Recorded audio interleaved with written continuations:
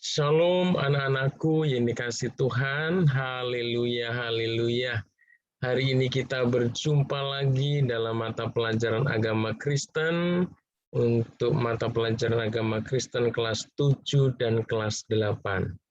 Haleluya, anak-anakku yang dikasih Tuhan, apa kabar kalian semua? Bapak yakin dan percaya dan selalu berdoa buat kalian. Kiranya Tuhan selalu memberkati kalian. Ada sukacita? Haleluya. Anak-anakku ini kasih Tuhan. Hari ini kita akan memulai pelajaran agama Kristen kita, tetapi kita akan memuji Tuhan, kita akan meninggikan nama Tuhan terlebih dahulu, ya, karena sungguh luar biasa kasih Tuhan di dalam hidup kita. Anak-anakku ini kasih Tuhan, kita bisa menaikkan ucapan syukur atas semua kebaikan Tuhan, itu hanya melalui pujian penyembahan kita kepada Tuhan. Ya, mari anak-anakku yang dikasih Tuhan, kita mau menyenangkan hati Tuhan. Di layar monitor kalian ada satu teks pujian. Mari yang belum bisa belajar lagu ini bersama-sama, yang sudah, mari kita nyanyikan dengan segenap hati kita, ya. Kita mau belajar bahwa meninggikan, memuji Tuhan itu adalah sesuatu yang harus bagi kita sebagai anak-anak Tuhan, ya. Pujian ini berkata semusim berlalu, ya, tetapi Tuhan itu akan tetap memelihara kita. Kasih setia Tuhan itu tidak pernah layu, ya. Kasih Tuhan itu luas dari samudera, melebihi samudera. Kebaikan Tuhan itu tidak habis-habisnya dalam hidup kita, ya.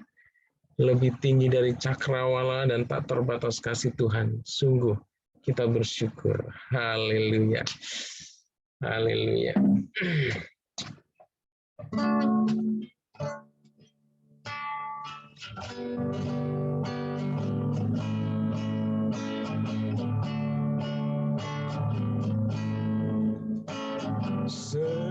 Semusim berlalu, namun kau selalu peliharaku.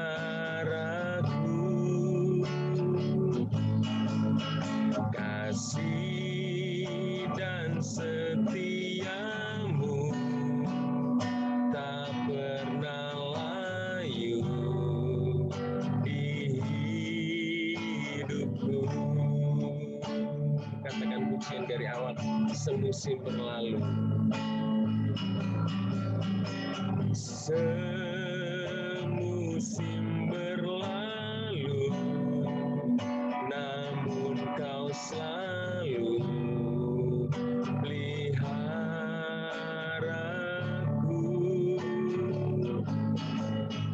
Kasih dan setiamu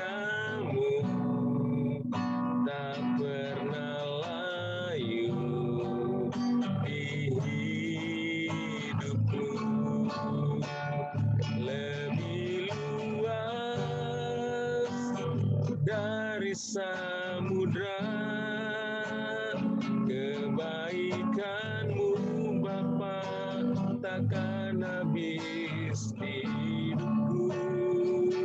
Lebih tinggi dari cakrawala, tak terbatas kasih-Mu. Sungguh ku bersyukur. Lebih sungguh lagi, katakan dari awal. Semusim berlalu, semusim berlalu, namun kau selalu peliharaku.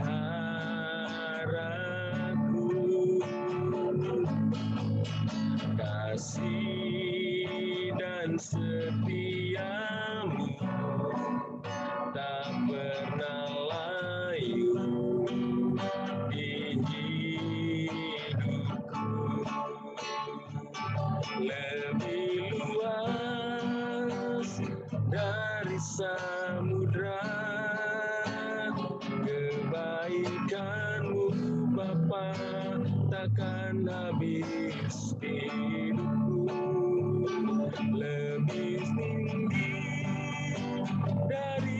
cakrawala, tak terbatas kasih-Mu. Sungguh ku bersyukur, lebih luas dari samudra kebaikan-Mu Bapa, takkan habis di hidupku. Lebih tinggi dari cakrawala, tak terbatas kasih-Mu. Sungguh ku bersyukur, lebih luas dari samudra kebaikan-Mu Bapa, takkan habis di hidupku. Lebih tinggi dari cakrawala, tak terbatas kasih-Mu. Sungguh ku bersyukur, tak terbatas kasih-Mu. Sungguh ku bersyukur.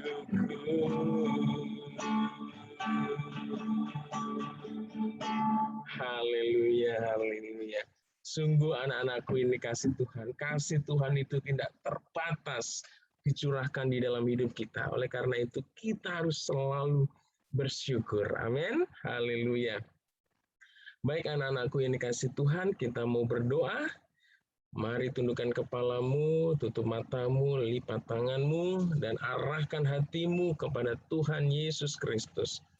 Bapa yang bertata di kerajaan sorga, yang mulia, yang kami kenal, dan kami sembah di dalam nama Tuhan Yesus Kristus. Segala pujian, hormat, dan syukur kami naikkan kepadamu Tuhan. Kalau hari ini kami boleh ada sebagaimana kami ada, itu semua karena kasih dan pertolongan Tuhan yang Tuhan sudah nyatakan di dalam hidup kami. Tuhan, kami bersyukur untuk kesempatan hari ini kami boleh kembali belajar pendidikan agama Kristen Tuhan. Kami mau belajar kebenaran firman-Mu, urapi kami Tuhan, urapi anak-anak-Mu, urapi hamba-Mu sebagai guru, supaya kami boleh mengerti, memahami setiap kebenaran firman-Mu, dan kuasa Roh Kudus memampukan kami melakukan firman-Mu di dalam hidup kami. Karena firman-Mu berkata, berbahagialah orang yang bukan hanya mendengar kan firman Tuhan, tetapi orang yang melakukan firman Tuhan di dalam hidupnya. Terima kasih Tuhan, berkati anak-anak-Mu, berikan hati yang haus dan rindu akan kebenaran firman-Mu. Berkati kepintaran, kecerdasan, hikmat yang daripada Tuhan Yesus. Terima kasih Tuhan, kami mau menyerahkan pembelajaran kami pada hari ini dari awal, pertengahan, hingga akhirnya dalam pimpinan, penyertaan, dan berkat Tuhan. Terima kasih Tuhan, kami alaskan doa kami ini hanya di dalam nama Tuhan Yesus Kristus. Haleluya, haleluya. Sama-sama katakan amin. Haleluya. Anak-anakku yang dikasih Tuhan, hari ini kita masih ada di bab 1, ya, yaitu kita akan membahas, mempelajari tentang pelajaran yang bertemakan, ya, berjudul indahnya mengampuni, ya. Ini adalah lanjutan dari video sebelumnya. Anak-anakku ini kasih Tuhan, kita akan masuk di bagian atau kegiatan 3, ya. Bagian 3 ini adalah kita diminta untuk membaca, merenungkan, dan mempelajari kebenaran firman Tuhan yang ada di dalam Matius pasal 18 ayat 22 sampai 35, ya. Kalian nanti baca uraiannya ini, mari kita lihat kebenaran firman Tuhan. Ya, kalau di sini mulai ayat 22, tetapi Bapak akan memulainya dari ayat 21 ya. Ya, firman Tuhan ini, perikop firman Tuhan ini judulnya adalah perumpamaan tentang pengampunan ya. Ya. Inilah dasar kebenaran firman Tuhan, mengapa kita harus mengampuni. Anak-anakku ini kasih Tuhan, mari kita baca kebenaran firman Tuhan ini dengan sungguh-sungguh. Perhatikan dengan sungguh-sungguh, kita baca, kita pahami kebenaran firman Tuhan ini supaya kita sungguh-sungguh menjadi pribadi yang siap untuk mengampuni, ya, supaya kehidupan kita juga diampuni oleh Tuhan. Haleluya. Ayat 21 mulai ya. 1, 2, 3. Kemudian datanglah Petrus dan berkata kepada Yesus, Tuhan, sampai berapa kali aku harus mengampuni saudaraku jika ia berbuat dosa terhadap aku? Sampai 7 kali. Yesus berkata kepadanya, bukan, aku berkata kepadamu, bukan sampai 7 kali, melainkan sampai 70 kali 7 kali. Ya. Sebab hal kerajaan surga seumpama seorang raja yang hendak mengadakan perhitungan dengan hamba-hambanya. Setelah ia mulai mengadakan perhitungan itu, dihadapkanlah kepadanya seorang yang berhutang 10.000 talenta. Tetapi karena orang itu tidak mampu melunaskan hutangnya, raja itu memerintahkan supaya ia dijual beserta anak istrinya dan segala miliknya untuk membayar hutangnya. Maka sujudlah hamba itu menyembah dia, katanya, sabarlah dahulu, segala hutangku akan kulunaskan. Lalu tergeraklah hati raja itu oleh belas kasihan akan hamba itu, sehingga ia membebaskannya dan menghapuskan hutangnya. Ayat 28, tetapi ketika hamba itu keluar, ia bertemu dengan seorang hamba lain yang berhutang 100 dinar kepadanya. Ia menangkap dan mencekik kawannya itu, katanya, bayarlah hutangmu. Maka sujudlah kawannya itu dan memohon kepadanya, sabarlah dahulu, hutangku itu akan kulunaskan. Tetapi ia menolak dan menyerahkan kawannya itu ke dalam penjara sampai dilunaskannya hutangnya. Melihat itu kawan-kawannya yang lain sangat sedih, lalu menyampaikan segala yang terjadi kepada tuan mereka. Raja itu menyuruh memanggil orang itu dan berkata kepadanya, hai hamba yang jahat, seluruh hutangmu telah kuhapuskan karena engkau memohonnya kepadaku. Bukankah engkau pun harus mengasihani kawanmu seperti aku telah mengasihani engkau? Maka marahlah tuannya itu dan menyerahkannya kepada Al-Quju sampai ia melunaskan seluruh hutangnya. Maka Bapakku yang di sorga akan berbuat demikian juga terhadap kamu apabila kamu masing-masing tidak mengampuni saudaramu dengan segenap hatimu. Haleluya, haleluya. Anak-anakku yang dikasih Tuhan, ya kita akan melihat ya perumpamaan tentang pengampunan ini tuh. Ya, kita akan melihat beberapa hal yang harus kita pelajari dari firman Tuhan yang kita baca ya. Hal-hal yang dapat kita pelajari. Yang pertama, Bapak ingin menjelaskan perumpamaan ini, anak-anakku yang dikasih Tuhan. Di sana dikatakan bahwa ada seorang raja yang mengadakan perhitungan kepada hamba-hambanya, ya. Dan ketika diadakan penghitungan, ya, perhitungan terhadap hamba-hambanya yang dipercayakan, ya, harta kekayaan, ya, untuk dikelola, ya, untuk dikembangkan, ya, dipercayakan kepada hamba-hambanya itu. Didapatilah seorang hamba, ya, di mana seorang hamba ini mendapat kedapatan berhutang kepada dia, ya. sebesar 10 talenta. Ya, 10 talenta ini berbicara tentang jumlah harta, jumlah uang yang sangat besar, anak-anakku ini kasih Tuhan. Ya, zaman itu ya 10.000 talenta adalah jumlah uang atau jumlah harta yang sangat besar. Ya, dan ketika didapati ada seorang hamba yang memiliki hutang kepadanya, Tuan ini meminta supaya apa? Hamba ini melunasi hutangnya yang 10.000 talenta ini. Ya, raja itu memerintahkan supaya apa? Supaya dijual beserta anak istrinya dan segala miliknya untuk membayar hutangnya. Jadi sekali lagi Bapak katakan bahwa 10.000 talenta itu adalah hutang yang cukup besar, anak-anakku yang kasih Tuhan.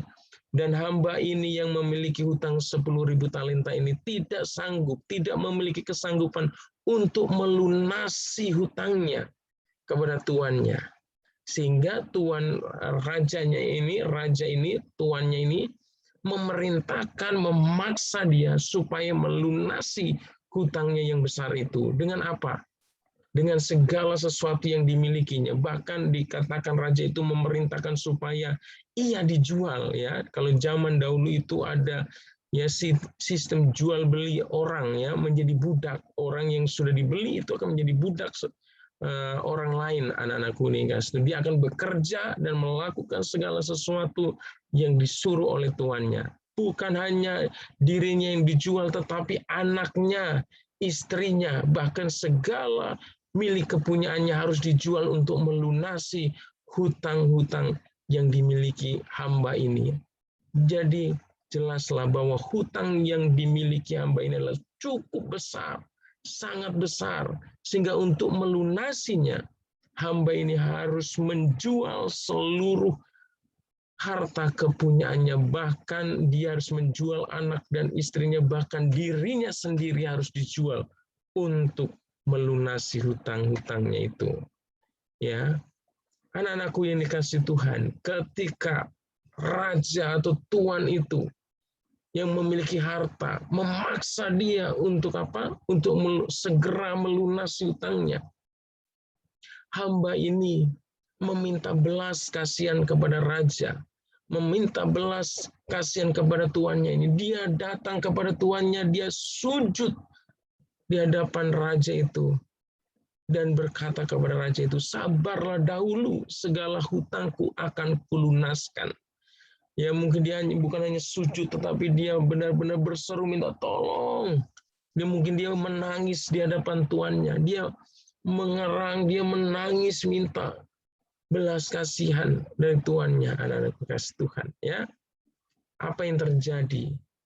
Raja ini atau tuannya ini ketika mendengar ya teriak dari hamba yang punya hutang ini, dia melihat tangisan hamba yang punya hutang ini. Dikatakan, firman Tuhan mengatakan bahwa tergeraklah hati raja itu oleh belas kasihan.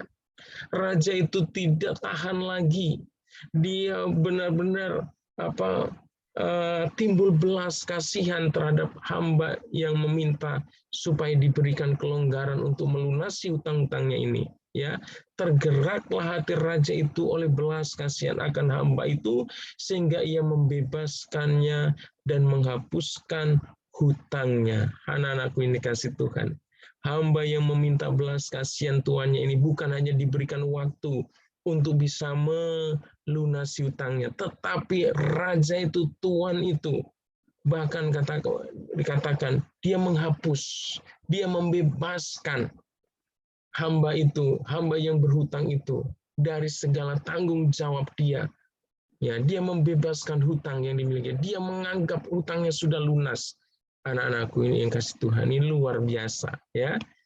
Oh, luar biasa. Tentu hamba yang memiliki hutang ini, waduh, reaksinya pasti bersukacita, anak-anakku kasih Tuhan. Mungkin dia langsung melompat bersukacita. Ya, dia sangat bergembira, dia sangat terbebas dari beban yang begitu berat yang selama ini menindih dia, ya selama ini menekan dia, anak-anakku yang dikasih Tuhan, terbebas. Dia terbebas dari hutang. Dia bebas, hatinya penuh dengan sukacita, anak-anakku yang Tuhan. Tetapi anak-anakku yang dikasih Tuhan, kita lihat kisah selanjutnya ya. Ketika raja ini membebaskan hutang ini, maka hamba ini sudah terbebas dari segala hutangnya dan dia kembali lagi ke rumahnya. Dia segera keluar, tetapi apa yang terjadi di dalam perumpamaan firman Tuhan ini, dikatakan hamba yang sudah terbebas dari hutang itu bertemu dengan seorang hamba lain. Dia seorang kawan ya yang pernah berhutang kepada hamba ini, anak-anak Kristen. Berapa besarnya? Itu dikatakan ada hamba yang berhutang 100 dinar ya. Kalau hamba yang diampuni itu dia punya hutang 10.000 talenta. Itu jumlah yang sangat besar. Tetapi ada orang lain yang berhutang kepadanya ya, kepada hamba ini ya, dia itu seorang hamba, seorang temannya, seorang sahabatnya yang punya hutang 100 dinar. Ini adalah jumlah uang yang kemungkinan jumlahnya cukup besar, tetapi jumlahnya ini tidak sebesar 10.000 talenta, anak-anakku yang dikasih Tuhan ya. Jumlahnya masih sangat jauh dibanding dengan 1.000 talenta tadi ya.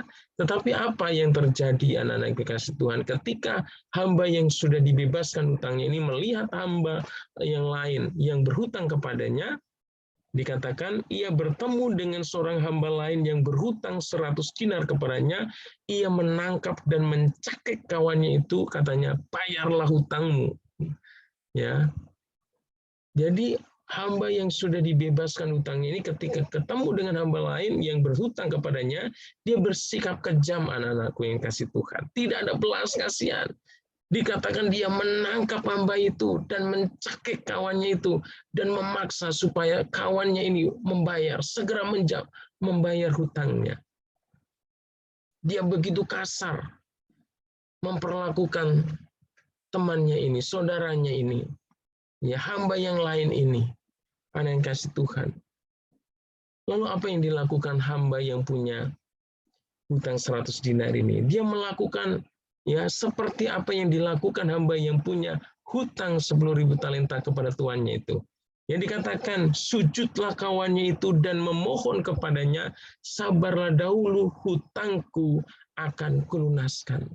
Hamba yang punya hutang 100 dinar ini juga meminta belas kasihan kepada sahabatnya ini, temannya ini, supaya diberikan kelonggaran, supaya dia bisa melunasi hutang-hutangnya itu, anak-anak yang kasih. Tapi apa yang dilakukan oleh hamba yang punya hutang 10.000 talenta tadi? Ya, ia menolak dan menyerahkan kawannya itu ke dalam penjara sampai dilunaskan hutangnya. Dia hamba yang punya hutang 1.000 talenta ini tidak punya belas kasihan, anak-anakku yang kasih Tuhan. Dia menangkap kawannya itu dan dimasukkan kawannya itu ke dalam penjara sampai hutangnya itu dilunasi. Berbeda sekali ya ketika hamba yang punya 10.000 talenta tadi, yang punya hutang 1.000 talenta tadi, ketika dia minta belas kasihan kepada tuannya, dia sujud tuannya itu berbelas kasihan dan membebaskan hutangnya. Anak-anakku kasih Tuhan, sangat berbeda sekali sifatnya ya. Ya. Terus apa lagi? Marahlah tuannya itu. Nah, ketika hamba yang dibebaskan dari hutang 10.000 talenta ini memperlakukan saudaranya dengan kejam dan dilihat oleh hamba-hamba yang lain, orang-orang yang lain, akhirnya perbuatannya itu dilaporkan kepada raja yang telah membebaskan hutangnya itu. Apa akibatnya? Ketika raja atau tuan yang telah membebaskan hutangnya itu, raja itu marah sekali, firman Tuhan katakan ya. Marah tuannya itu dan menyerahkannya kepada algojo sampai ia melunaskan seluruh hutangnya. Ketika dia hamba yang punya hutang 10.000 talenta ini berbuat kejam, dia dilaporkan perbuatannya itu sehingga raja yang mengampuni itu berubah hatinya. Ya, yang tadinya berbelas kasihan, sekarang enggak. Dia marah dan dia mencabut apa yang dikatakan kepada hambanya yang tadi. Yang tadinya dia sudah membebaskan hutangnya, dia sudah menghapus hutang hambanya itu, tetapi karena hambanya ini tidak bisa berbuat baik, dia berbuat kejam terhadap orang lain, maka apa? Tuannya ini kembali menyatakan bahwa hutang orang ini harus dibayar, sehingga orang ini harus diserahkan kepada algojo dan dimasukkan ke dalam penjara sampai hutangnya dilunasi.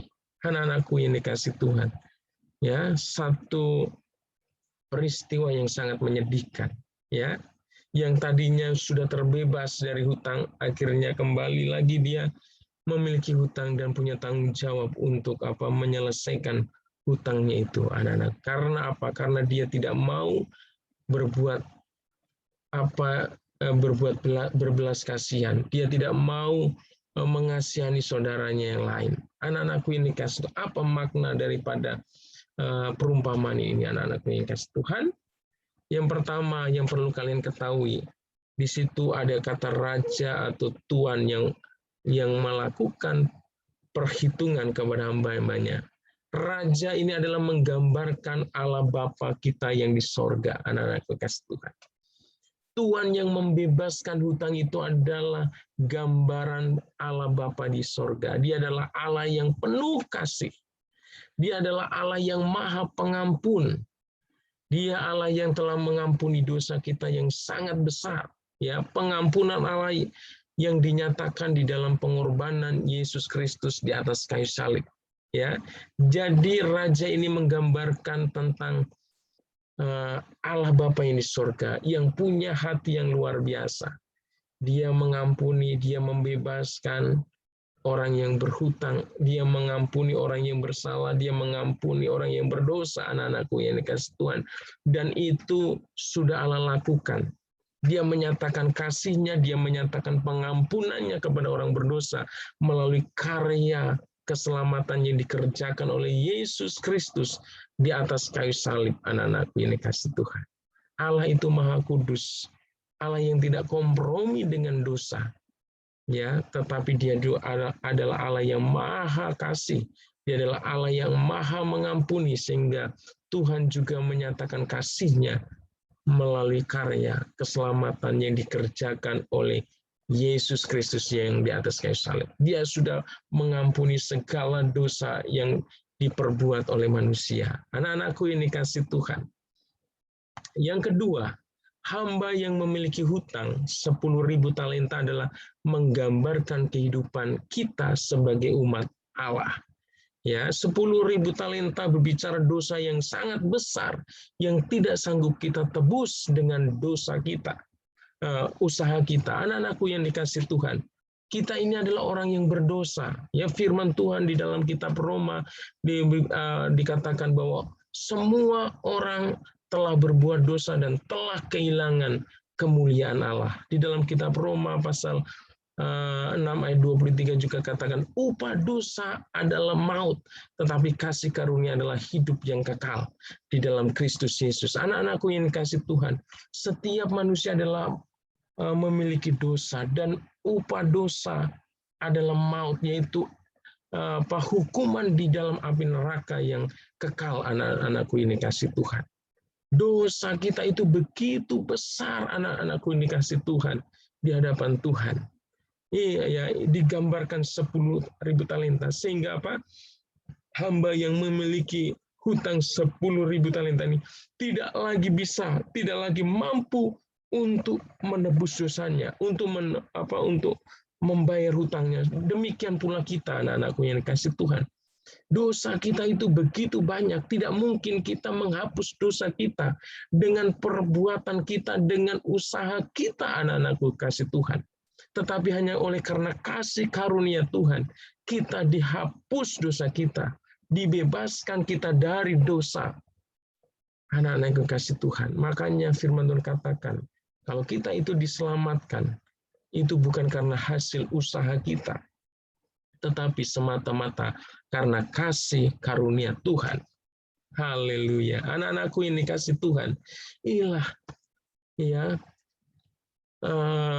gambaran dari 10.000 talenta ya adalah dosa yang sangat besar. Ya, di sini dibebaskan dari hutang berbicara bagaimana kita menerima anugerah pengampunan dosa yang sangat besar dari Allah. Anak-anakku ini kasih Tuhan, kita ini adalah orang yang berdosa, yang telah menerima anugerah keselamatan yang daripada Tuhan, menerima anugerah kasih Tuhan yang begitu luar biasa, yaitu pengampunan dosa. Ya, dosa kita yang tidak ternilai itu, ya besarnya, ya.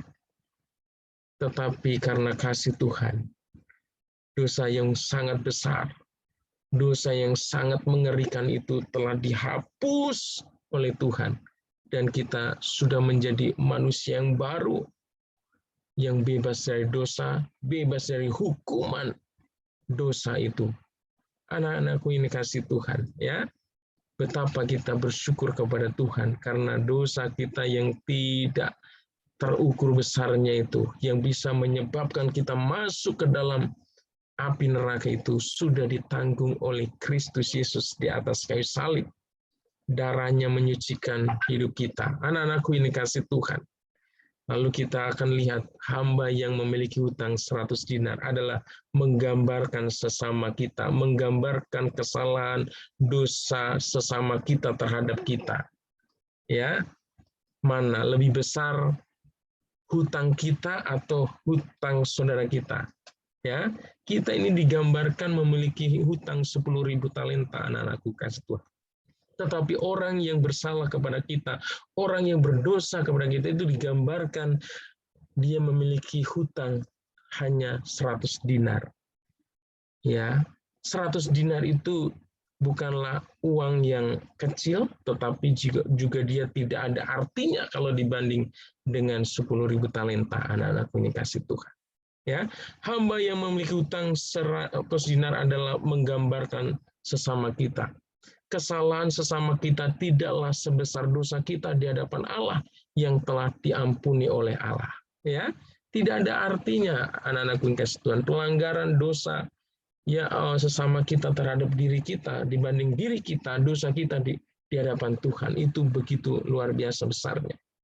Kita ini manusia yang tidak sempurna, anak-anakku yang kasih Tuhan. Kita juga manusia yang berdosa. Artinya kalau ada orang yang bersalah sama kita, kita juga ada kemungkinan bersalah dan berbuat sesuatu yang menyakiti orang lain. Itu artinya kita juga menunjukkan bahwa kita juga tidak terbebas dari kesalahan, kita tidak terbebas dari apa itu namanya melakukan hal-hal yang menyakiti orang lain. Oleh karena itu apa? Kesalahan ya saudara kita, sesama kita itu kalau dibandingkan dosa kita di hadapan Tuhan itu tidak sebanding, anak-anak Tuhan. Tetapi ada banyak orang yang tidak menyadari hal seperti ini. Dia minta ampun atas dosanya kepada Tuhan yang begitu besar. Tetapi ketika ada orang yang bersalah terhadap dirinya, terhadap diri kita, kita tidak mau mengampuni orang itu. Ya, melalui kebenaran firman Tuhan ini, anak-anakku ini kasih Tuhan, kita mau belajar mengampuni. Karena apa? Karena dosa kita yang begitu besar telah diampuni oleh Tuhan. Oleh karena itu kita harus bisa mengampuni dosa dan kesalahan orang terhadap kita. Karena dosa mereka itu tidak sebanding dengan dosa yang kita lakukan di hadapan Tuhan. Ya, kita sudah menerima pengampunan dari Tuhan, kita juga harus bisa mengampuni orang yang berdosa kepada kita, orang yang bersalah kepada kita, anak-anakku yang kasih Tuhan. Kita jangan pernah menyimpan kemarahan, dendam, sakit hati di dalam hidup kita. Kita harus melepaskan pengampunan. Amin. Haleluya. Anak-anakku yang dikasih Tuhan, bagian yang 4, yang Tuhan ingin kita lakukan berdasarkan firman Tuhan ini adalah, yang pertama kita harus menyadari betapa besar kasih Allah dan anugerah Allah yang telah dinyatakan di dalam hidup kita melalui pengampunan dosa yang Ia berikan di dalam hidup kita. Ya, Kita harus menyadari anak-anakku yang dikasih Tuhan, bahwa pengampunan yang sudah Tuhan berikan atas hidup kita itu betapa besar. Tidak ternilai harganya anak-anakku yang dikasih Tuhan. Kita jangan seperti hamba yang memiliki hutang yang 10.000 tadi, yang sudah dibebaskan dari hutangnya yang begitu besar, tetapi dia tidak memahami akan kasih Tuhannya itu, sehingga dia tidak mampu berbuat apa yang dikehendaki Tuhannya itu, yaitu berbelas kasihan juga kepada orang lain. Hal yang pertama yang perlu kita lakukan, yang perlu kita renungkan adalah kita harus menyadari betapa besar kasih Allah yang sudah Tuhan nyatakan di dalam hidup kita, yaitu melalui pengampunan dosa yang Dia berikan. Dengan kita menyadari betapa besar kasih Allah di dalam hidup kita, di dalam pengampunan yang Dia berikan dalam hidup kita, maka kita akan mampu mengampuni orang yang bersalah kepada kita, anak-anakku yang dikasih Tuhan. Ya. Hal yang kedua, kita harus bersedia menyatakan belas kasihan terhadap sesama kita yang telah bersalah kepada kita. Sebagaimana Allah telah menyatakan belas kasihannya terhadap kita dengan mengampuni segala dosa kita. Ya, setelah kita menyadari akan besarnya kasih Allah itu dalam hidup kita yang sudah kita terima. Hal yang kedua adalah kita harus bisa menyatakan belas kasihan kepada sesama kita. Amin. Haleluya. Dan yang ketiga, ya, kita harus mau mengampuni kesalahan atau dosa sesama kita. Bapak tidak tahu, anak-anakku ini kasih Tuhan, apakah engkau pernah menyimpan kesalahan, menyimpan dendam terhadap seseorang. Ya, mungkin engkau pernah melakukan dendam, ya, pernah menyimpan kesalahan, kepahitan terhadap seseorang yang telah menyakiti hatimu, yang telah melukai hatimu, yang telah mengecewakan hatimu. Tapi hari ini Tuhan mau kalian melepaskan pengampunan siapapun orang itu, anak-anakku ini kasih Tuhan. Karena kita adalah orang-orang yang sudah menerima belas kasihan Tuhan di dalam hidup kita. Karena firman Tuhan katakan, jika kita tidak mengampuni dosa orang lain, maka dosa kita juga tidak diampuni. Oleh karena itu, berbahaya anak-anakku yang dikasih Tuhan, kalau kita sebagai orang Kristen, sebagai anak-anak Tuhan, tidak mau mengampuni. Karena apa? Kalau kita tidak mau mengampuni, Bapa kita yang di surga juga tidak akan mengampuni dosa kita. Tetapi kalau kita mau mengampuni, maka dosa kita akan diampuni oleh Tuhan Yesus Kristus. Amin. Haleluya. Haleluya. Inilah kebenaran firman Tuhan yang Bapak bagikan, anak-anakku ini kasih Tuhan, supaya menjadi berkat buat kalian semua. Lepaskan pengampunan, supaya hidupmu mengalami sukacita, hidupmu mengalami damai sejahtera, dan langkah hidupmu semakin mantap di dalam Tuhan untuk menyongsong masa depan yang penuh dengan harapan, penuh dengan berkat dari Tuhan. Haleluya. Anak-anakku yang dikasih Tuhan, Bapak mau kasih tugas ini, ada 2 tugas ya. Di sini ada syair lagu, kalian boleh baca dan kalian juga boleh coba gali, renungkan ya kata-kata yang ada dalam syair itu. Dan nanti Bapak minta supaya waktu kalian menyerahkan tugas kalian, tolong ditulis soalnya ya. Ya, contohnya 1 tulis ini, soalnya tuliskan kesanmu ketika menyanyikan lagu Dihapuskan Dosaku. Ya, ini adalah syair lagu, kalian yang bisa menyanyikan silakan nyanyikan, kalau nggak bisa kalian cukup baca, kalian perhatikan kalimat-kalimat yang ada di dalam teks lagu ini, dan kira-kira setelah kalian menyanyikan atau membaca teks lagu ini, ya kesan kamu itu apa? Ya, dihapuskan dosaku. Setiap kita adalah orang yang berdosa, anak-anakku yang dikasih Tuhan. Ketika kalian menyadari bahwa hidupmu yang penuh dosa itu telah dihapus, ya dosamu telah dihapus oleh Tuhan dengan pengampunan yang Dia berikan kepada kita, apa kesan kamu? Ya, yang kelima, tugas yang kedua, ya tulis juga ya, tuliskan doa yang intinya kamu memohon pengampunan dari Allah juga memohon ampun atas semua kesalahan yang telah kamu perbuat pada sesama ataupun Tuhan. Ini pun ditulis ya soalnya ya. Jadi ada 2 soal. Ya, ini tentang lagu tadi, kesan terhadap lagu yang kalian nyanyikan atau kalian baca, dan ini membuat doa. Oke, anak-anakku yang dikasih Tuhan,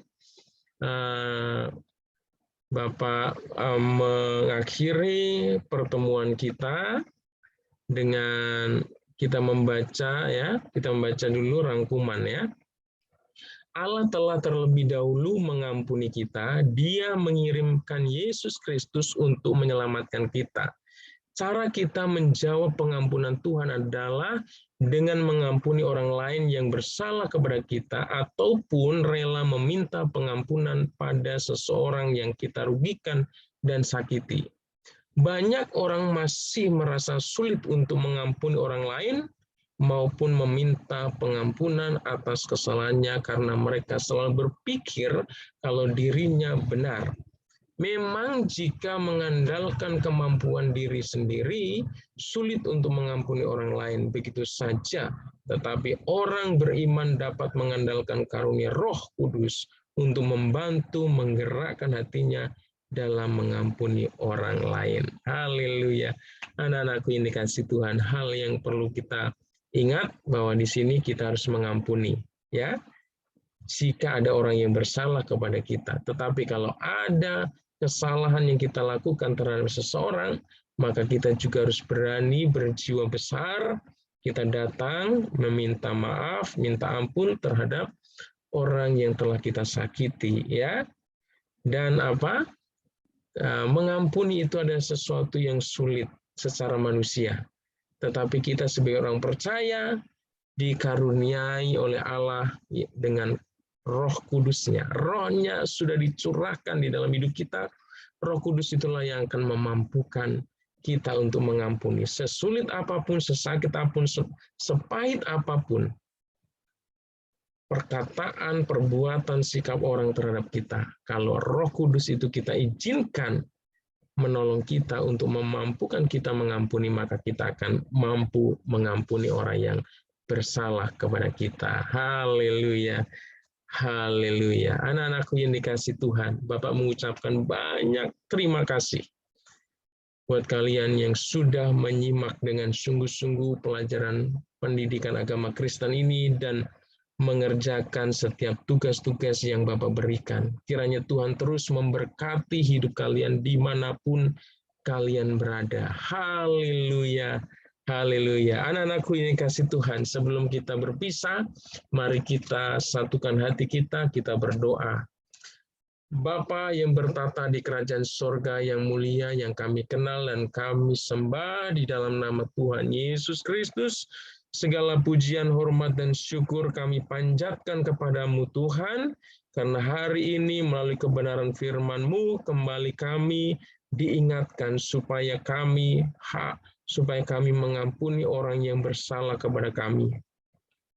Tuhan Yesus, hamba berdoa untuk anak-anak-Mu Tuhan. Saya tidak tahu kondisi anak-Mu satu persatu Tuhan. Kondisi hati mereka Tuhan, apakah mereka pernah dikecewakan, apakah mereka pernah disakiti, apakah mereka pernah dilukai oleh orang-orang yang ada di sekeliling mereka, apakah mereka saat ini sedang menyimpan dendam sakit hati. Saya tidak tahu Tuhan, tetapi Engkau Allah yang Maha Tahu, Engkau yang mengetahui setiap kondisi anak-anak-Mu Tuhan, kondisi hati anak-anak-Mu Tuhan. Kalau mereka ada yang menyimpan dendam, menyimpan sakit hati sehingga hidup mereka tidak mengalami sukacita dan damai sejahtera, melalui pelajaran ini Tuhan dan melalui kuasa Roh Kudus hamba berdoa, biarlah Engkau memberikan kepada mereka hati yang mau mengampuni, hati yang mau melepaskan pengampunan Tuhan. Biarlah Roh-Mu yang kudus Tuhan yang memampukan anak-anak-Mu untuk mengampuni Tuhan kepada orang-orang yang pernah menyakiti mereka Tuhan. Di dalam nama Tuhan Yesus, anak-anak-Mu memiliki kesanggupan untuk mengampuni. Sehingga damai sejahtera itu Engkau berikan dalam hatinya. Sukacita itu Engkau berikan dalam hati mereka. Sehingga langkah hidup mereka untuk menyongsong masa depan semakin ringan Tuhan, dengan mereka melepaskan beban-beban dendam, sakit hati Tuhan, sehingga mereka boleh melihat hidup mereka akan diberkati oleh Tuhan. Terima kasih Tuhan Yesus, terima kasih. Hamba berdoa untuk anak-anak-Mu Tuhan, dimanapun mereka berada, yang ada di rumah-rumah, kiranya Tuhan memberkati, menyertai mereka. Berkati mereka dengan kekuatan, kesehatan, sukacita, umur panjang Tuhan. Berkati mereka dengan kepintaran, kecerdasan, dan hikmat yang daripada Tuhan. Roh takut akan Tuhan ada dalam hidup mereka. Roh yang mengasihi Tuhan ada dalam hidup mereka. Jaga mereka Tuhan. Proteksi mereka Tuhan dari segala pengaruh-pengaruh buruk dunia ini Tuhan. Sehingga mereka memiliki hati yang terus terfokus kepada Tuhan. Terfokus kepada kebenaran firman-Mu. Terima kasih Tuhan. Hamba juga berdoa untuk orang tua mereka. Berkati usaha pekerjaan orang tua murid-murid-Mu Tuhan. Kau berkati rumah tangga keluarga murid-murid-Mu Tuhan, berkati mereka dengan kekuatan, kesehatan, umur panjang, perlindungan-Mu sempurna atas hidup mereka. Terima kasih Tuhan, terima kasih, segala pujian, hormat dan syukur kami naikkan hanya di dalam nama Tuhan Yesus Kristus. Haleluya, haleluya. Yang percaya sama-sama katakan, amin. Haleluya, anak-anakku yang dikasih Tuhan. Bapak sekali lagi mengucapkan banyak terima kasih buat kalian semua. Tetap semangat di dalam Tuhan. Hidupmu akan diberkati oleh Tuhan. Tetap antusias ya untuk mengiring Tuhan, untuk belajar firman Tuhan. Sampai ketemu di mata pelajaran agama Kristen berikutnya. Tuhan Yesus memberkati. Haleluya.